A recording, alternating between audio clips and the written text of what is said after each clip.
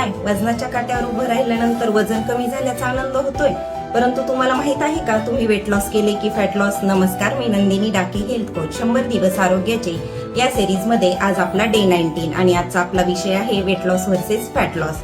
Weight loss म्हणजे काय तर काट्यावर दिसणारे एकूण कमी झालेलं वजन, परंतु चरबी मात्र तशीच असते. तुमच्या शरीरातील स्नायू, हाडे, पाणी यांचं वजन कमी होतं. तुम्ही अशक्त दिसू लागता आणि तुमची त्वचा सैल पडते.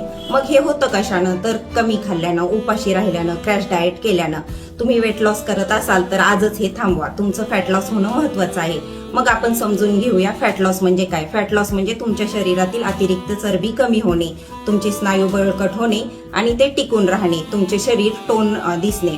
मग हे तुम्ही कसं करू शकता? तुमच्या जीवनशैलीत योग्य बदल केले तर, म्हणजेच आपल्या आहारामध्ये प्रोटीन, फायबर, मिनरल्स, व्हिटॅमिन्स युक्त सकस संतुलित आहार आणि रोजचा 45 मिनिटे व्यायाम. नंतर तुम्ही ट्रेनिंग सुद्धा करू शकता. तुमच्या जीवनशैलीत छोटे छोटे बदल केले तर तुम्ही नक्की तुमचं फॅट लॉस करू शकता. लक्षात ठेवा, फक्त वजन कमी करणं हा आपला उद्दिष्ट नसलं पाहिजे, तर आपल्या शरीरातील चरबी कमी होणं महत्वाचं आहे. आणि त्यासाठी तुम्हाला काही मार्गदर्शन हवं असेल तर तुम्ही मला DM करा आणि हा व्हिडिओ तुमच्या मित्रमैत्रिणींना नक्की शेअर करा. पुढच्या भागासाठी मला फॉलो करा.